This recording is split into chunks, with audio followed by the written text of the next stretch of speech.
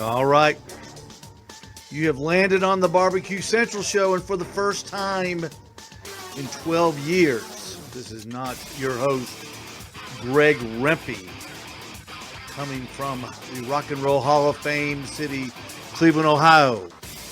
This is Steve Ray.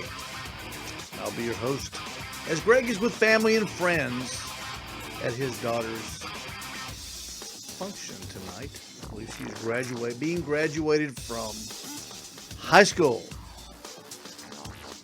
Welcome, everybody. Welcome. Please stay with us right here on the BBQ Central Show. I'm coming to you live from the studios on White Oak Mountain, high above Ottawa, Tennessee. If you don't know where Ottawa, Tennessee is, go down I-75, get off at exit number 11, right before Chattanooga, I-75 South, and there you are. That is Ottawa, Tennessee. If you blink, you've missed Ottawa, Tennessee, and you'll be in Chattanooga, Tennessee. Welcome, everybody. Thanks for joining us. Got a great show lined up for you. First of all, thrilled to be here with you on the BBQ Central Show. First time in 12 years, Greg Rempe has not been with you. And that's quite, almost Lou Gehrig-like. Don't you think? Hey, our guest tonight, first segment, is going to be Tony Bunce from Lebanon, Ohio. Now, Tony is he's a unique guy. He's a competition barbecuer, but as of late, he has gone over to the steak side, and he has been competing in the American Steak Cook-Off Association, the Steak Cook-Off Association, and the KCBS National Grilling Association. He has participated in all three steak-sanctioned bodies, and he'll be with us tonight, and we'll be talking a little bit about that. We'll be comparing and contrasting the different contests that Tony has participated in, and we'll get into a little bit of his background in the barbecue competition realm as well. That's coming up at around 9:15 tonight. In our second segment, from Chandler, Oklahoma, he's the owner of Butcher Barbecue Products, the pitmaster of Butcher Barbecue, and he just so happens to be the reigning world champion of the Jack Daniel's Invitational Barbecue event, a small event held just up the road from us here in Ottawa, in Lynchburg, Tennessee. And everybody, that is going to be David Bosca. And we cannot wait to talk with David. He's a friend of mine and a friend of the show, sponsor of the BBQ Central radio show. We'll be reading his ads later in the program. David's a great guy, been around for a long time, great competitor. I have a little barbecue supply store here in Ottawa, Tennessee, and we carry his barbecue rubs exclusively. What makes David's products so great is it's a one-stop shop. He's got rubs, he's got injections, he's got sauces, he's got the grilling oil. I can't even say new anymore. They've been around for so long. He's got the grilling oils, and we'll talk to him a little bit about that too. We'll talk about his competition schedule and his change. Last year, he was really in the top. I think last year at this time, he was in the top 5 of the KCBS standings, and I believe this year he's about 87th. So we'll talk a little bit about that. He may be experiencing a Jack Daniel's hangover, but we'll check in with David about that. That's no problem. And in the second hour, we have our monthly meeting of the BBQ Central Show Embedded Correspondence, which I am a part of.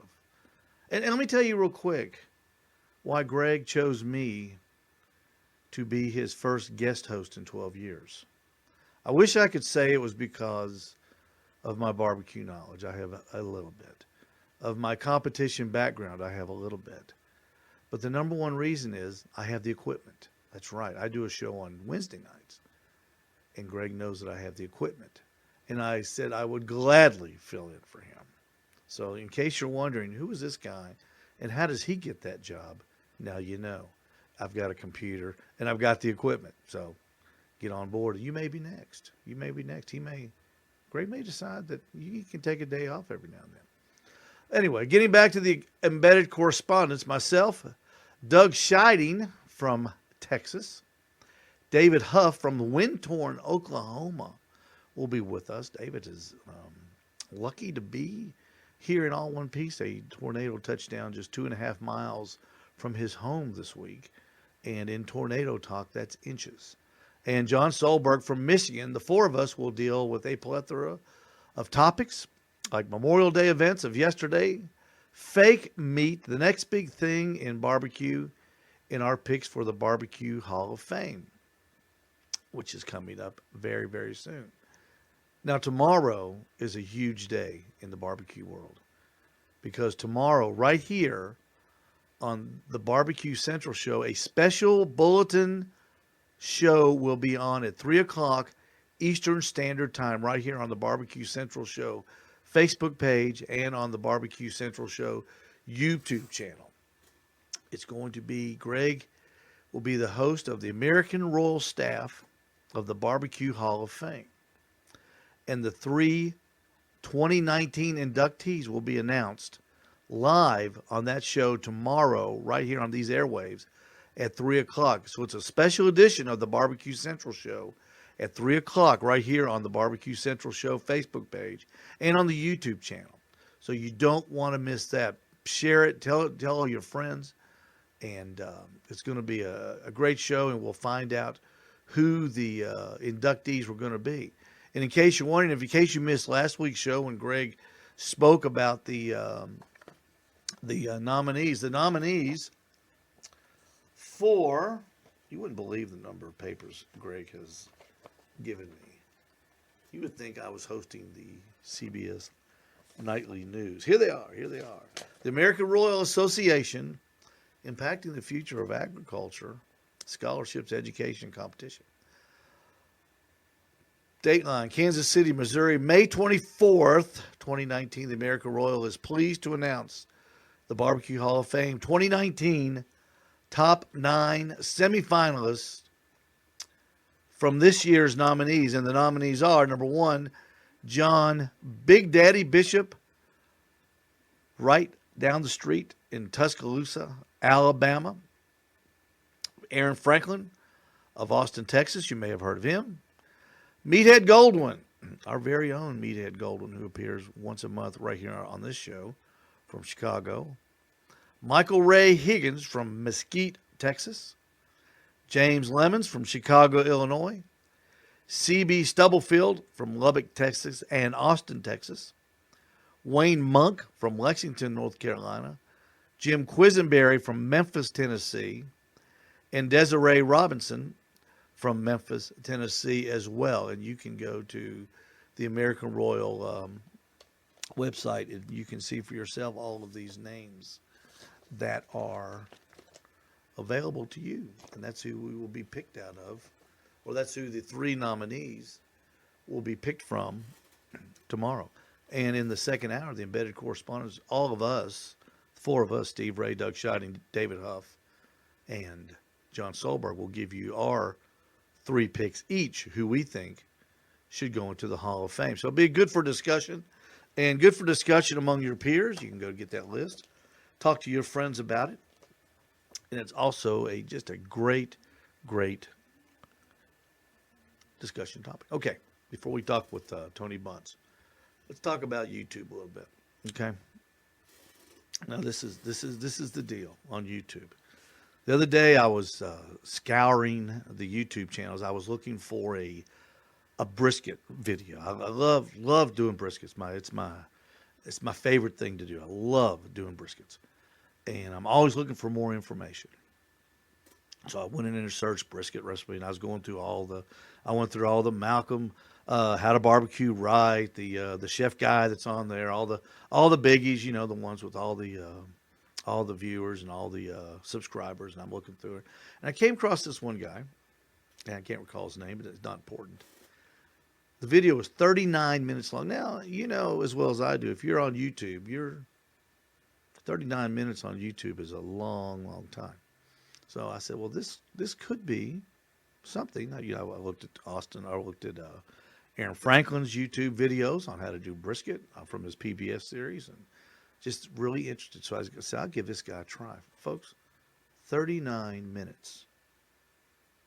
39 minutes of unwrapping a brisket from a cryovac package. I kid you not. I kid you not. 39-minute video taking a brisket out of the cryovac, putting it on the counter, and explaining to his viewers the different parts of a brisket. Now, come on. We can do better than that. We can do better than that. 39 minutes on a YouTube video is an eternity, number one. But 39 minutes on removing the brisket from cryovac? I don't see it.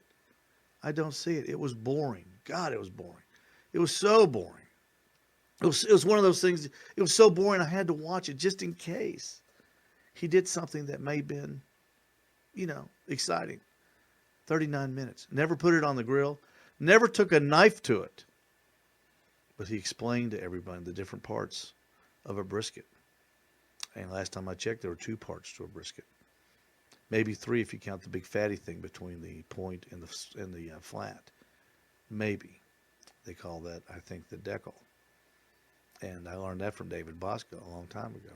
And he's one of those first-timer guys, and he was saying, now watch this, you may learn something. That'd be like me going on YouTube and saying, okay, I'm going to slice up this brisket.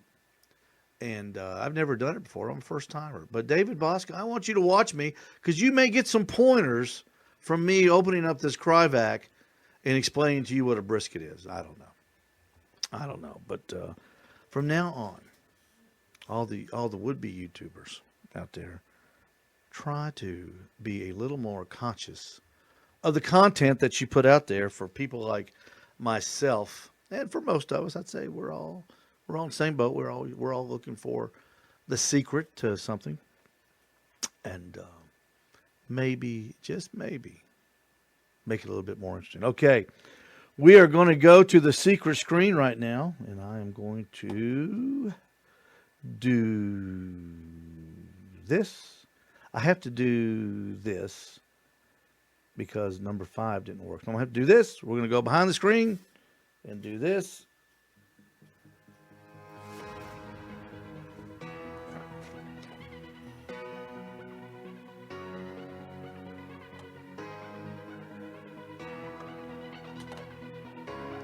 But first, we're going to do this.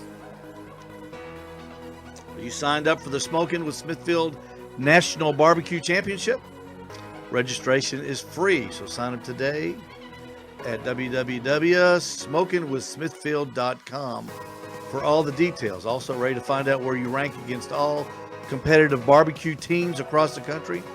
Visit smokingwithsmithfield.com and check your rank on the Smoking with Smithfield National Barbecue Championship leaderboard. That's coming up later in the year down in New Orleans. The Smoking with Smithfield National Barbecue Championship. Are you in or you're out?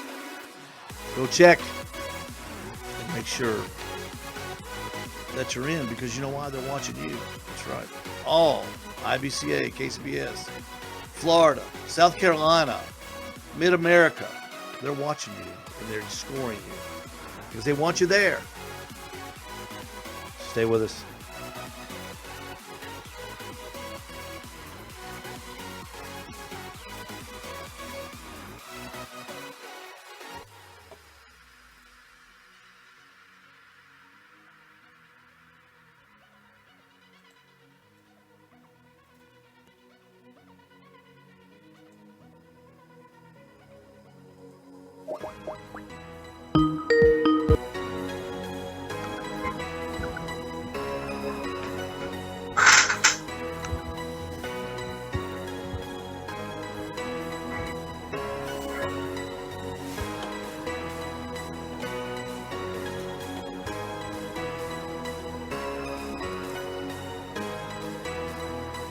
And just like magic.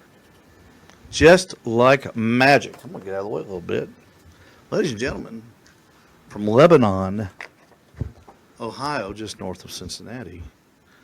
One Tony Bunch. Tony, welcome to the Hey, BBQ Central Show. How are you, sir? pretty good. How are you? Doing really well. Thanks for joining us tonight. Thanks for agreeing to come on, and let's talk a little bit about steak. How about that? Sounds good to me. I could talk about barbecue steak all day. I'm with you, man. I'm with you. First of all, Tony, how in the world did you get involved in the barbecue arena? Well, just like everyone else, just started cooking in the backyard. My parents got me a WSM smoker probably 10 years ago for Christmas, and just kind of went from there. Did some local catering events for some schools and things like that. Ended up doing a little street festival here in Lebanon called Third Friday. Did 200 pounds of meat on 2 WSMs with a broken ankle. I was sitting there thinking, what am I going to do with all this meat? Because I didn't think he was going to buy my food. Next thing you know, I had a line, 30 people deep for 2 hours, and Man. here we are. Yeah, I did the same thing. You did 200 pounds on a Weber? Oh, yeah, I got very creative. Multiple cooks. Yeah, I was going to say, you must have cooked for 2 days. More than that, probably. You can get real creative the way you fit the stack butts and briskets on there, and then we did a second cook of a bunch of ribs and chicken. But it was a lot of food. And that that's the best judges in the world when you're trying to sell barbecue. And you look at that line and it's just nonstop, isn't it? Oh yeah, sometimes you get a little frustrated when those 6 judges at a barbecue or steak contest give you those 6s or 7s. But as long as you can keep that line moving, that's all that matters. And the smiles on their faces, and when they come back and tell you about it, that's what it's all about. How can you not love my food? They loved it at the fair last weekend. Exactly. I won there. You should have been there. It was great. Then so then you started in the contest, I guess, right? Yep. So shortly after that first event, ended up going to get in a food truck and did that as a side gig. This is all hobbies gone wild for me. Yeah. But then that quickly turned into KCBS competitions. I've done close to 100 of those. Wow. Are you kidding? A few years back, I did 26 in one year. That kind of gets a little tiring traveling out that long. And I know a lot of those guys do 40 a year, and I don't think I'm cut out for that. So that's when I kind of started to do the steak thing. Well, that's what I was going to ask you. You kind of transitioned into this steak thing. What I know why it appeals to a lot of people is because of the time and effort it takes. But is that what drew you to it, or was it you like one of those king of the cul-de-sac kind of guys when you're cooking steak? Mine's the best, and woe be anybody that says different. There's always more than one way to do things, so I don't ever think I'm going to say mine's better than all the other ones, because you can have a lot of good food out there. But it started out, so the American Competitive Steak Association is a newer sanctioning body. Started here in Ohio because there just weren't any SCA events, basically. Mm-hmm. It's a little bit cheaper for the event organizers to do, and there weren't any SCA reps in this area. So the big expense in this area was just getting the reps here to do an event. So SCA kind of formed to help solve that problem, and they do a lot of contests on a Friday night at a KCBS event. So that's how I got hooked in, and then we just kept going from there. So you do the American Competitive Series. You do the KCBS Series, NG, National Grilling, NGS. NGS, yep. Right, and the SCA. I've done events in all 3. So are they so similar, or well, let's back up a little bit. Why the SCA is the big gorilla in the room? Yep. And the one that, matter of fact, you're the reigning team of the year of the American Competitive Series, matter of fact. What drew you, other than tiring of the barbecue scene, of the length of time, and you wanted to simplify it? What brought you there? Did you just want to stay closer to home, or were you or you weren't happy with the SCA or the National Grilling one from KCBS? So the ACSA ones, they just happened to be at a lot of the KCBS contests I was doing. So I just kind of got hooked in there, and until recently there were no SCA events anywhere close to me. I mean, probably 6 hours. And these were already at events that I'm already doing for KCBS, or there were some that were, within an hour, 2 hours. And like you're saying, so a steak event, it's one day, you show up with one grill, they give you the meat. So it's a much more approachable event than a KCBS event. So I think, especially for teams that are, a lot of people see these barbecue competitions on TV and they see the big trailers and they're super intimidating. A steak contest, anyone can do. They give you the meat, you just show up with any kind of grill, or I've seen people do it just on a charcoal chimney. So it's just kind of a cool environment where it's more approachable than a KCBS contest where you got all the big rigs and everything. Now, Tony, we're talking with Tony Bunch from Lebanon, Ohio, a longtime barbecue competitor and now quite the steak cook-off advocate, you might say. What are you cooking on, Tony? I'm doing all these contests on a Traeger. Wow, not a PK. Nope. You see, a lot of people assume if you're cooking a steak competition, you're showing up with your PK and your B&B charcoal and your grill grates. But I still have my grill grates, but I've done all these events on a Traeger. So that Traeger gets hot enough for you to get an award-winning steak. Yep. So I've done it both ways. I've done the reverse sear where you cook that thing low for about an hour and then sear it off at the end. Mm-hmm. And then towards the end of the season, what I switched to was I just take all the heat plates out of that Traeger. So I take the deflector plate out, I take the little heat guard out of the center, and I just put the grill grates right above that fire pot, and I can get it 500 or 600 degrees and cook it similar to those guys on the PKs. So we were a friend and I were discussing your methods earlier today, and we got into the discussion about the grill marks, because I know it gets down to that sometimes. I think you had told my friend that in the American Competitive Series that everybody does the diamonds. Is that correct? Yep, it's about 70 degrees, I think, as they say, the magic angle. So if you do a 90 degree, you're going to end up with squares on your steak, and they want to see diamonds. Okay, so all right, now let's go to the next obvious thing is the differences in the different sanctioning bodies. Let's go with the Steak Cook-Off Association versus the American Competitive Series. What are the major differences, or even the minor differences that matter to you? So from a cooking perspective, the process is very similar. You do the steak selection, you get 2 steaks, you turn them in your container with just the foil disc. So on the judging side, things are a little bit different. So in the SCA, and I've only done a few SCA events, so I'm not quite as familiar, but the way they do it, they have a half an hour turn-in window, so you have a much, you can turn it in all the way at the beginning or all the way at the end, and different people have different strategies on that. And they normally have 3 tables of judges. So even if they have 60 teams there, they're only going to have 3 tables of judges. At a SCA or a ACSA or even an NGS event, those are going to be more similar to KCBS judging, where they've got judges of 5 or 6 judges at the table, and your meat's only going to get tasted by if there's 25 teams there, there's going to be 25 judges to match that up. So there is a difference there. On the NGS, they're going to cut that steak in half and present it so you can see the doneness.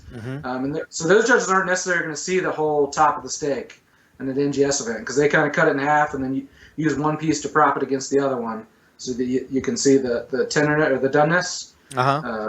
So they might not be seeing all those grill marks that you work to get. And then in the NGS, they're also going to be able to sample from anywhere on the steak. In the ACSA, they're cutting just the spinalis, and they're getting those pieces out of that. So you got to make sure that you pick a steak that's got a big enough one, because if they cut in 5 pieces and one of those is all fat, then one of those judges is not going to get a very accurate representation of your meat. So that's what's always confused me about the steak competition. Like in an SCA event, when they turn the steak in, what is the method that after you've turned it in your box, what exactly happens to that steak between the time you turn it in and it goes to the judges? How do they cut it, and how do they present it, And how does the table of how many judges are at a SCA event? There's only 3 tables at an SCA event. I'm not positive how many judges there are. It's been a while since I've done a SCA. I think it's 6, but don't quote me on that because I'm not as yeah, well that's fine. familiar with that one. But so they cut that steak in half, basically in the middle or a little bit towards the cap or the spinalis. On the SCA event too, they cut it in half, right? Right. That way the judges can see the doneness, and they want you to be a medium. And at a SCA event, they have a card on the table that shows different doneness levels and what the score should equate to.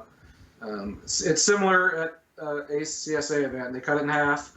There's an actual cutter there that's going to cut that in half. They're going to judge the appearance and the doneness, and then they're going to take just the cap and cut that into the samples and give those to the judges. So is there?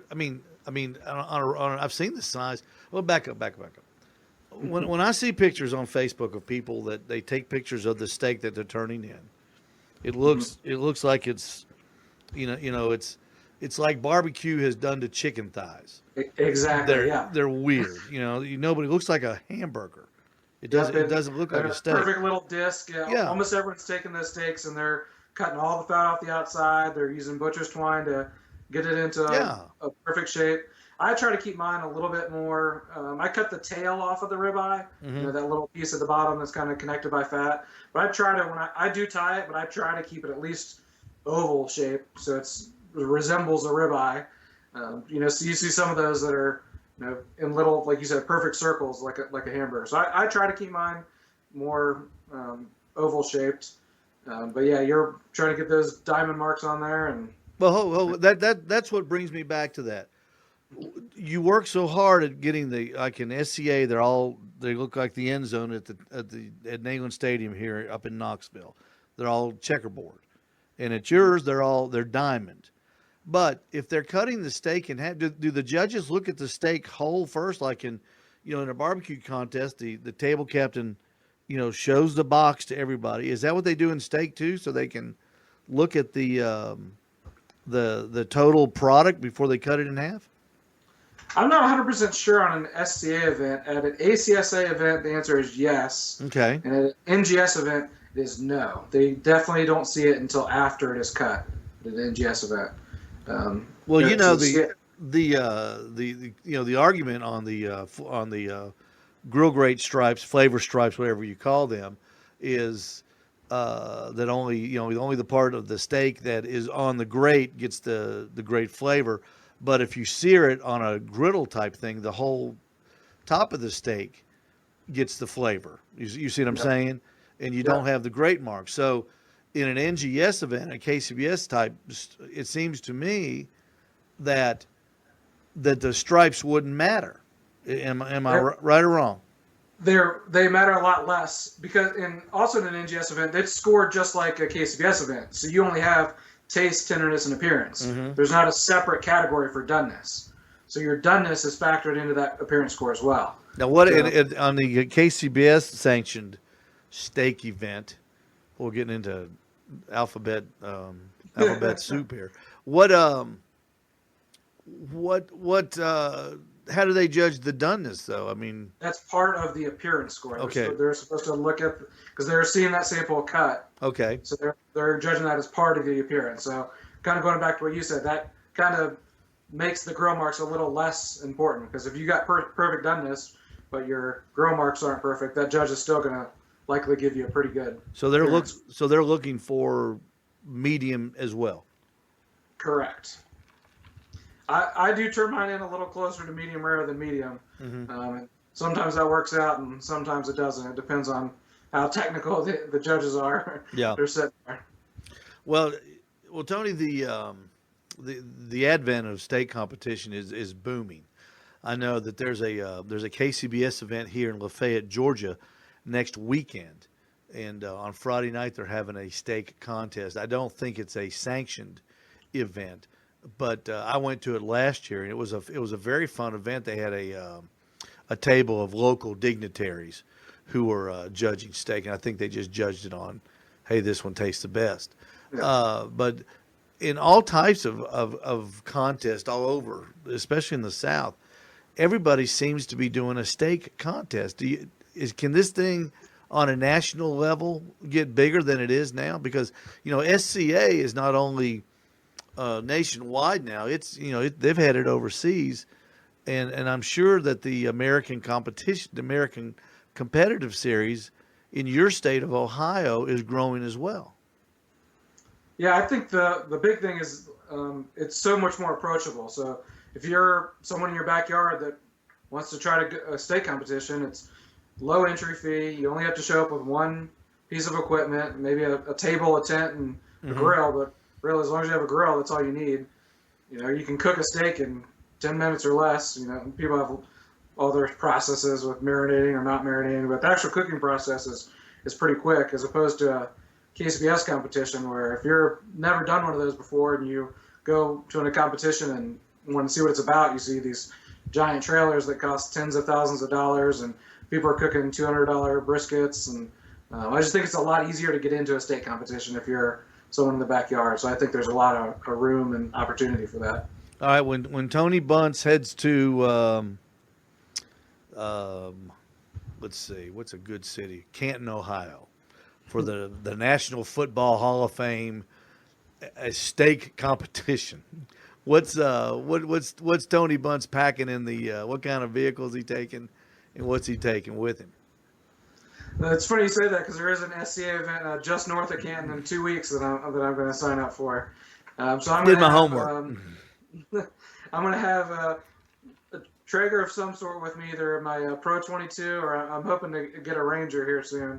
That's their little tabletop grill. Yeah. A folding 6-foot table, an easy up, and if they have power or not, a generator. So, and then I've got my toolbox. It's got my Thermapan, my nitro gloves, and my seasonings. Which my steak recipe is pretty simple: garlic salt and historic barbecue black seasoning. That's it. That's it. Now, what do you take the generator for? What do you need power for? Because I've got the Traeger. I got. Oh, that's right. That's right. I forgot. It's got to have electricity. Yeah. They don't run off a little 12 volt. I've got a. They don't. They probably could, but system. I'm always one of those over prepared type of guys. So I'm going to bring the 30 amp generator with a full tank of gas just to run the 30 amps of the Traeger. Well, those little Hondas are so quiet. That'd be smarter than bringing a jumper box for sure. When I go to contests, when I use my Gurus, I run them off of those jumper box batteries instead of depending on the power at a contest, because sometimes that power gets a little bit sketchy sometimes, if you know what I mean. Especially overnight, you don't want that thing to go. Exactly right. So you're traveling light. I mean, you're set up, and you know what I like about that? What you were just talking about is the cleanup afterwards. Oh yeah, that's so much easier. You have my disposable cutting boards, so that goes in. Yep. There's not much I'm taking home to clean. Maybe a knife. That sounds like a great hobby, Tony. And I think they're just now starting to get to the southeastern United States, as far as the Chattanooga, Ooltewah area where I live. I know they're getting of course they're getting a lot more in Atlanta, Nashville, the bigger cities. But I think more and more people are showing an interest in it in these smaller areas like where I live. And I really look to I'm really anxious to be able to. I've never competed in one, a sanctioned one, but are there any types of vessels that they prohibit in the American Competitive Series? Nope, it's whatever. You can cook it on whatever you want, as long as you're don't have any foreign objects in there. Or make sure your string's not on your steak still, or no sauces. But you can cook on whatever you want, and as long as you turn in a steak, and you're good to go. Have the sous vide people showed up at your contest? I've seen a few teams sous vide before. What do you think about? What do you think about that? I think the more open you are, the more people are going to try it and get out there. But I'm not sure. I guess if they start winning, you're going to see a lot more people use them. And if the guy wins with a 28-foot motorhome, Beware, yeah, because everybody else, Exactly. everybody else will have a sous vide and a 28-foot motorhome. What Yeah. how about the gas grills? A lot of those guys show up with gas. I don't think I've seen a gas grill out there yet. I've seen lots of Weber kettles, lots of PKs, a couple sous vides, a few people just using chimneys with a grate on top. Yeah, And, I've the seen occasional that. pellet cooker like me, but I don't know if I've seen a gas grill out there yet. Well, the reason I say that is because most people use gas grill throughout the week. Yep. I know there's purist people out there saying "oh, baloney," but I'm not going to say I'm guilty. But when I come home from work, I just don't want to start a charcoal fire, so I use my Weber gas grill. And I don't know, do you have a gas grill at your house? I just have the Traeger. It's just as easy to turn on as the gas Okay. grill. But Well, I'm with you. I'm not a purist. I'd rather someone cook on a gas grill than not cook at all. So. yeah. Well, that's good. That's a good thought, and it still tastes good. I mean, you still get a great tasting steak on a gas grill. You know it. Yeah, yeah. I wouldn't be surprised to see people use like camping grills out there. I mean, Yeah. Weber's got a little tabletop gas grill. That would be perfect for a steak And I was just contest. thinking maybe the judges were used to tasting, steaks made on a gas grill. It may be more, it gets back to that argument where in a barbecue contest, should you use all the designer sauces out there, or should you just use Sweet Baby Ray's? Because 90% of the people that eat barbecue eat Sweet Baby Ray's, and they're used to that taste. You see where my theory is going? Oh yeah, I know a lot of KCBS guys that have scored pretty well at using Sweet Baby Ray's, and you always have those blind sauce contests where people are turning in Open Pit and Casey Masterpiece and Sweet Baby Ray's that are beating all the Yeah, they turn and mix them up. sauces. Yeah, that's funny. Tony, thank you so much for being with us. We got to fly and get on to some other guests, but it was really nice of you to hook up with the BBQ Central Show, and especially with me while I'm filling in for Greg. I know I'm not the major leagues. I'm still the B team, but it was nice of you to spend some time with us. I really appreciate that very much. Yeah, I appreciate you having me. Well, that's good. I look forward to seeing you, and if down the road a ways we may run into each other at a steak cook-off. Sounds good to me. I'll see you there. You bet. Thank you so much. Thank you. All right, we're going to do this. We're going to hide behind that screen real quick. Then we're going to do this. Let's see here. Let me get to Tony. Let's hang up on him. All right. He's gone. And we're going to do this. And then we're going to do this.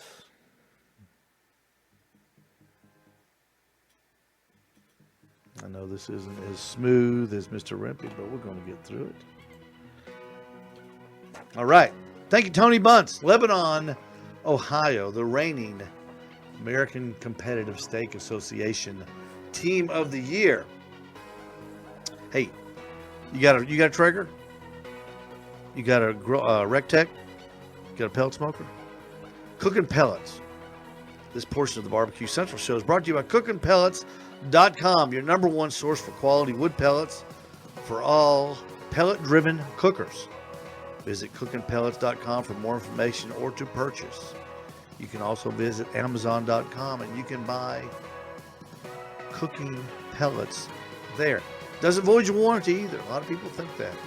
If the grill you're using says you got to make sure you buy brand X, you don't have to. Cooking Pellets. They've got all kinds at cookingpellets.com. And also, coming up next, David Bosca. But before we go to David, let me tell you about this. This portion, his interview is going to be brought to you by himself, by Butcher Barbecue, makers of award-winning injections, marinades, rubs, seasonings, barbecue sauce, and those great grilling oils. If you haven't had those grilling oils yet, go to butcherbarbecue.com and pick you up some. They are fantastic. One of the best sellers out of my little barbecue supply store is the Butcher Barbecue grilling oils. All of Butcher's Barbecue products have been tested on the competition circuit as well as backyards worldwide by the pitmaster of your neighborhood, and be the pitmaster, rather, of your neighborhood, and visit butcherbarbecue.com to stock up. We'll be right back. We're going to get David on Skype.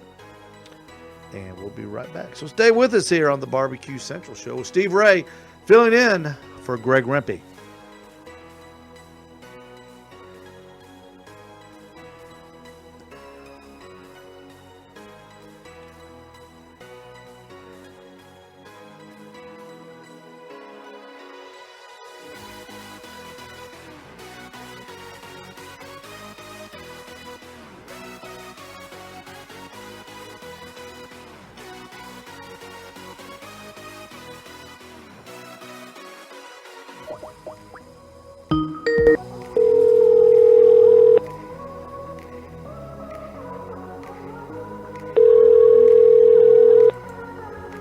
Hello. Hey, Dave, hold on. Yeah.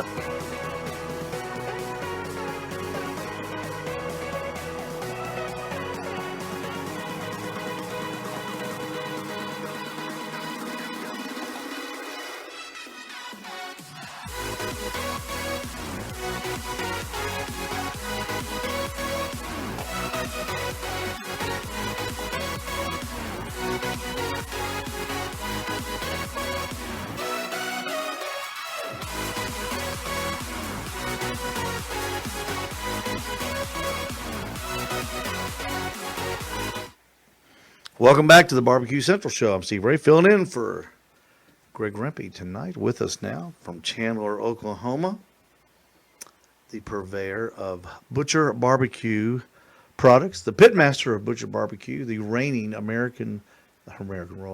he was second place last year at American World, but the reigning Jack Daniels World Championship barbecue champion, David Bosca. David, how are you? Hey, what do you say, Steve? I'm doing good. How you, man?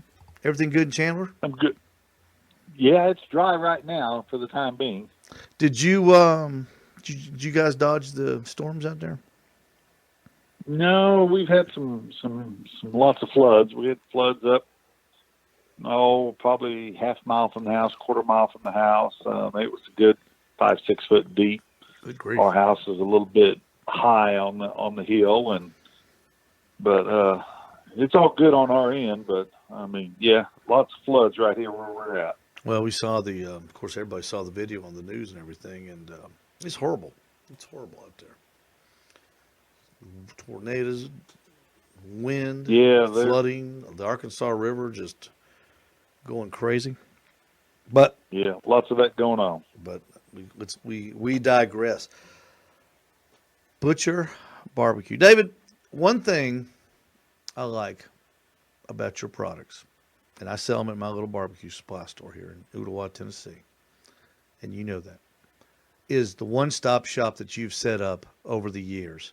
When you started out, did you ever imagine that it would grow to this level? No, can't say I did. It was always wanting that one more item, always cooking and then trying to develop what we cook to where it be retail friendly. That's how all that has come about.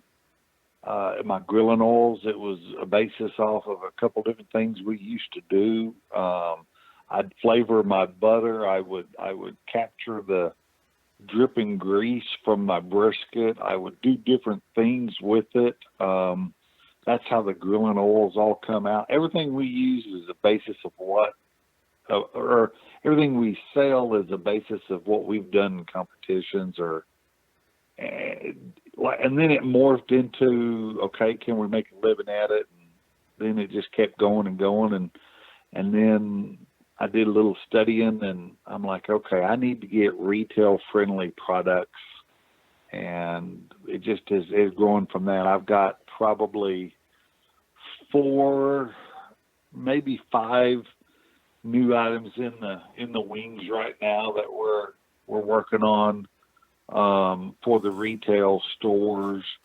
So it's just, we're always doing something. There's no doubt about it. And you always shoot for that one home run, and sometimes you'll take a whole bunch of base hits before you get to that one home run. But I'll tell you that one. Don't like them strikeouts, but I don't know if it's a home run for you, but it sure is a triple with us. Is the grilling addiction rub that you've come out with? Oh yeah, that's a good one, David. That stuff's out of sight. And share with the audience here at the BBQ Central Show how important that grilling addiction was in your win at the Jack Daniels. It went on everything except for the chicken breast. And the reason it didn't go on the chicken breast is I forgot to put it on a chicken breast. You know, at our little store, we've got a table set out, and it's got all your rubs on it, and I've got them all in little containers. I've got spoons out there, so everybody, those little plastic spoons, so everybody can just sit there as they come through, and you can sample each individual rub. And 9 times out of 10, when somebody finishes sampling all the rubs, you know where they go to? They go to the shelf and they get the grilling addiction. It's Yep. Tell everyone what's in that stuff, because it is so. I mean, folks, I'm telling you right now, it's a force to be reckoned with in flavor, and the flavor is what it's all about when you're cooking for friends, family, especially in your backyard. Oh yeah. There's 2 different kinds of salt in it. One, we got real fine ground and everything, and then we've actually got a flake salt to where it just stays on the surface, to where it hits your palate immediately before the stuff it soaks in. We've got our HVP in it, which is our vegetable proteins that we use in our injections. It's actually in that too. We've got some of our beef flavoring. We've got pepper. We got lemon zest. We got all kinds of stuff in it. It's a full flavor product. You know what's Balanced full flavor. Yeah, before the grilling addiction hit the market hard, the honey rub was our big seller, because that goes on everything except, I guess you could use it on beef, but it's not. I wouldn't prefer it on a brisket, but on ribs, chicken, and on pork, it just makes the nicest looking bark on a pork butt, and it gives the ribs that copper, gives the ribs that copper penny color that the judges are always seem to be looking for. What goes into the honey rub that makes it so special? I'm going to say it's a little bit of everything that we do with every bit of our product. We're very adamant about what goes in it. We buy the same product that we bought when we started, and in that, it is our dried honey that's in it. That we buy the very same dried honey that we've always bought. I'm just adamant about keeping the same product, and it's that particular dried honey that gives it that really high-end honey flavor. If I'm not mistaken, I'm pretty sure it was the original honey rub out on the market. Then I think since then there's been a lot of different variations of that one, but I'm pretty sure this was the very first one. Go back to I've heard you tell the story a couple times when you were starting. I guess when you were starting to think about marketing this, and you were trying to get different people to try it. Tell the story about you and Dr. Barbecue switching and trading off rubs and information. That's an interesting story. I don't think a lot of people have heard that. Oh, yeah. I did a lot of classes for Cook Shack. Have done a lot for them. Knew Ed Marin, which is commonly known as Fast Eddie, and I was working on my injections. And my injections is basis of a lot what we used to do in the meat shops for tumbling of meat and vacuum tumblers. And the father had a fab. He was the only one really in the barbecue world that had an injection, and he had gotten at that point very, very sick, very, very sick. I did get to speak with him one time. I never really got a chance to talk with him very much, but I did speak with him one time. And anyway, his product was getting hard to get because of his sickness, and it was just really hard for him to keep up with his business. Yeah. And I was in the process of trying to get mine launched, to get the right products and all that. And Ed put me in touch with Ray, and him and I just kind of befriended and everything, and I'd sent him product, and he would cook with it or inject with it or do whatever he did with it, and would get back with me and say, no, I said, you need to be this or need to be that. And he would work with me. And I'm a meat guy. And he says, well, what kind of instructions are you going to have on it? And I kind of just laid it out there.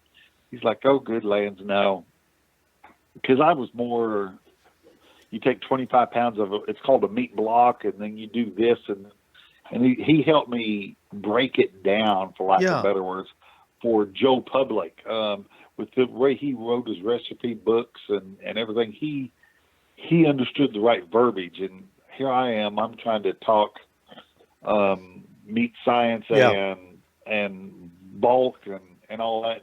He really opened my eyes and helped assist me in that, and in getting the very first, how can I say, instructions and product going. Our original brisket injection.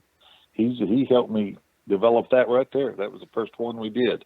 Yeah. So that's where it all started, was with the brisket injection. Yeah, the original brisket. Yep. Yeah.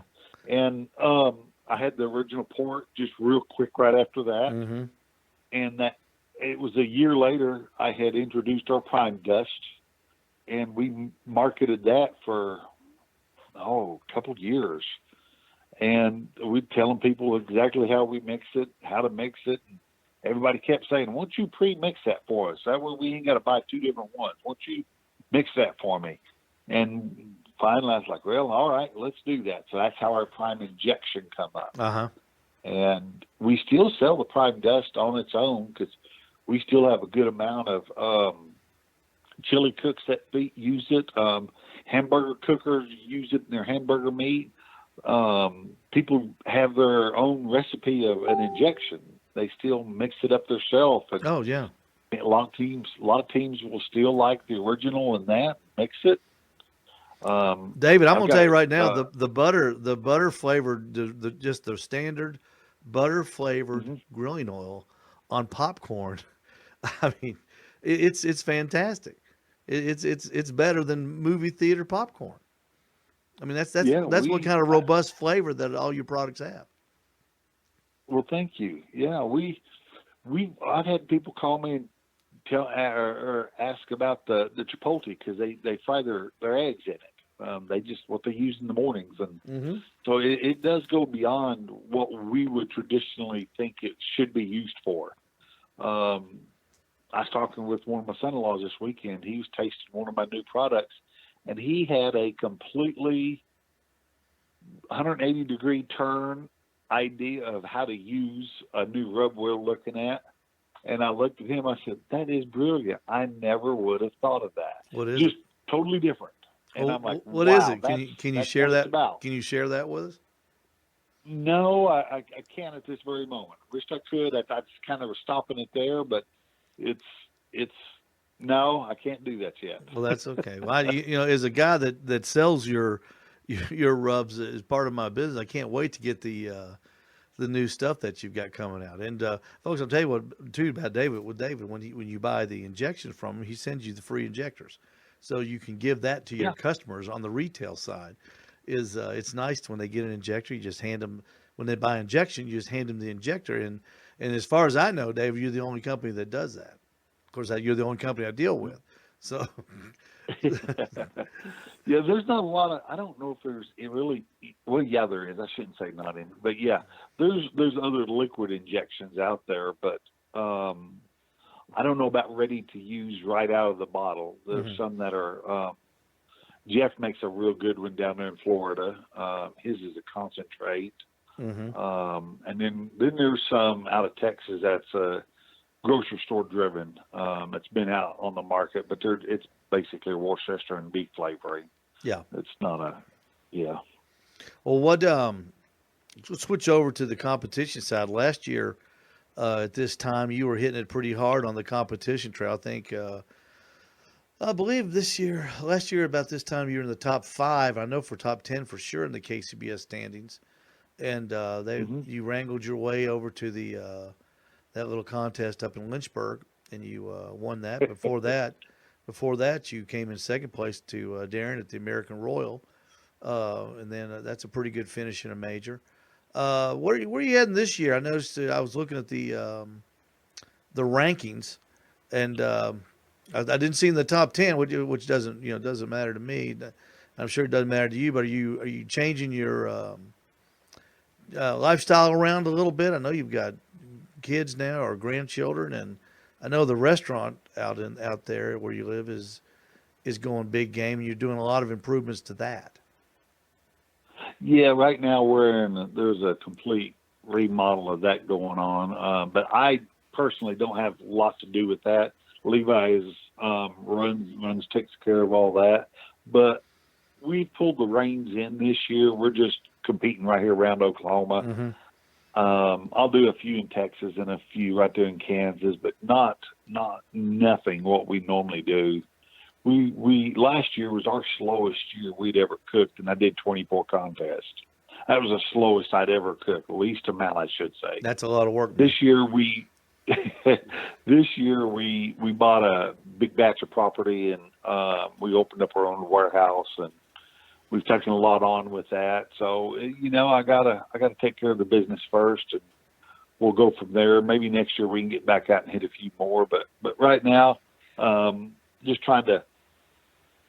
I'm going other ventures, other ways with this barbecue world, and so competition's not. I can't say has taken a back seat, but it's not the prime thing right now. I've got to get the new warehouse up to where I want it. Yeah, and then go from there. Yeah. Well, I noticed, David. When you order products from you now, we receive them a lot quicker. Is that something that you've been working on, or am I just special to you?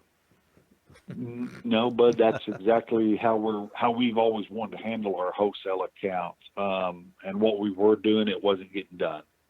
That was part of the deciding factor. It wasn't the complete deciding factor, but that is a big part of why I've taken back over my own shipping. Mm-hmm. To get it out quicker to the customer. Well, it's working, David. I'm telling you, it's working I'm glad great. You noticed. Yeah. So when will the new products be available that you're working on? I know it's hard to develop products, do quality control, and one thing I wanted to mention was the quality control at Butcher Barbecue is fantastic. When you get a shipment of rubs in, it is the same from bottle to bottle to bottle.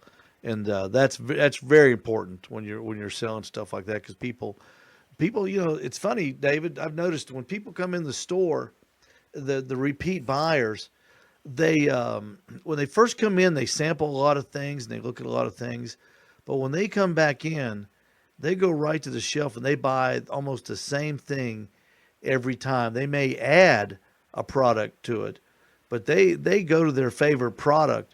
And they expect that taste to be the same, no matter which bottle that they open, don't they? Oh, and I'm the same way. Yeah. I want it to be the same. I mean, gosh, I don't know how to say it other than that. Yeah, that's what I expect. So yeah, that's how I expect it from my vendors that I buy from. Yeah. Well, Dave, you've done a fantastic job, and as always, we appreciate you spending time with us here. I appreciate you a bunch. I see all the promotions you're doing out there. That is great. You're building a great business along beside all the other stuff you got going. Golly. Well, it's a lot of fun, and it's fun you being a part of it. And what I like, again, I can't reiterate this enough, is, folks, if you're of a retail place, or if you're thinking about it, Butcher Barbecue, he's got everything. You don't have to go shopping. You don't have to go to different websites to buy. He makes it so easy. The website is easy to navigate, because David, a lot of times we're busy at work, and we don't have you don't have an hour to sit there and play what if and point and click and stuff like that. You're like when you go to the shelves and you look at your product, you think, hey man, I need some grilling addiction, and I need some honey rub, and man, you go to that website, and I'm not kidding, it's under a minute, you're in there, you're checked out, and it's on the way. And it's somebody. Well, good. We'll appreciate that. Yeah, well, somebody that's doing that for a living like I am, that's important. And you've made it. I know you've always are trying to get to put you, not only yourself as a wholesaler, but to put yourself in that store as the retailer and what that retailer needs from the wholesaler, not what the wholesaler needs from the retailer. And it's really starting to show in the shipping of your products, the quality of your products, and the selection in your products. It's Well, just, thank you. it's second I to think none. that comes from the years of being on the retail side when I was in the meat business. A few years back, I sat with the wife and I'm like, I remember how these salespeople would come to me. And that's why I said, that's what I am right now. I've got to become that salesperson to my stores. How did they approach me? What did they have? What did I look at and go, man, you're joking, right? This is it. So Yeah. I really have taken what I learned for the years of the retail, and I'm just trying to grow on that with the new age stuff, with all the computers and the websites that are out there. Back then, there wasn't even internet. I mean, that sounds crazy, but there wasn't. Salesmen would come in, they'd have flyers, they'd put it down in front of you, and look, we're taking $4 off this case, we're taking $3 off of this case. You need to buy 25 cases to get that price, though. Yeah. Yeah, stuff like that. But, well, it's totally different now. It's totally, yeah. And before we go, I cannot believe you did not watch the first episode of The Butcher on History Channel after we talked about it. Yeah, I'm going to tell you, I didn't get a chance to watch it. I want to. I think it's quite intriguing. Oh, David, It's it's right up your alley. I mean, as a 30-year butcher, these one of the judges is a fella from right up the street in Knoxville. He works at this place. I think it's called Blackberry Farms, and he's a butcher and a meat guy. He's one of the judges, and man, what they had to do, they had to split a hog open the other night using a you probably know what this is, a two-handed hog splitter. a two-handed cleaver. Yeah. Yep. And oh man, it was need to watch it. I'm sure you've got cable out there in Chandler, Oklahoma with History Channel on demand. Yeah. It was on History. Is that what it was on? Yeah, it's on History Channel. It comes on Wednesdays at 10 o'clock. Tune it in. I believe you'd get a real kick out of it, especially when they had to butcher that alligator for the last one. Did they eat just the tail? No, they butchered that thing, man. They had one gal, she was going after the jowl meat. She knew her alligator. They're real precise about wanting they have to not only butcher it, they have to put the meat on a box or on a like a big wooden plate, and they have to fill this plate up with the different sections of meat, and it has to be presented nicely too. They just can't, hack at it and throw it out there. They gotta. There's a little bit of presentation skills in it as well. You'll like it. It was a good show. It's well worth the hour it takes to watch it, I assure you. Yeah, it does sound like it. I'll try to tune in tomorrow. Well, David, when we get really going in the Owl's Nest Barbecue Supply store, we're going to get you out to Ottawa for a personal appearance here in the not so distant future. Okay, and we're gonna do it outright. All right, David. David Bosca from Chandler, Oklahoma. We sure appreciate David joining us here on the BBQ Central Show, and we're going to do a read. We're going to talk about Southside Market and Barbecue, business to consumer. Any attention to anybody who loves sausage and barbecue? Southside is the oldest barbecue joint in Texas, established in 1882. It has been owned and operated by the same family for 3 generations. Famous for the original beef sausage, coarse ground in a natural pork casing, and the authentic Central Texas barbecue. All meats, including our prime briskets, are smoked low and slow for many hours over real Texas post oak wood. They ship nationwide. Visit their store at southsidemarket.com. They ship fresh and smoked nationwide. And there's also, let's see, all the they're all packaged and vacuum sealed to ensure freshness. That goes without saying. Shipped with dry ice, complete freshness. And let's see. Oh, here it is. get 10% off. This is what I want to tell you guys. 10% off all online orders when you use promo code BBQ Central, lowercase one word, BBQ Central, to get 10% off all of your orders from the Southside Market and Barbecue down in Texas. Try it. SouthsideMarket.com. I got some sausage for Christmas from a friend of mine from this Southside Market. Fantastic. Just gotten into sausage. Wasn't a big sausage guy. I am now. Southside Market down there. Stay with us. Coming up in the next hour is the Embedded Correspondent. We're going to help a guy too here in the top of the second hour. We'll be right back. So stay with us here on the BBQ Central Show.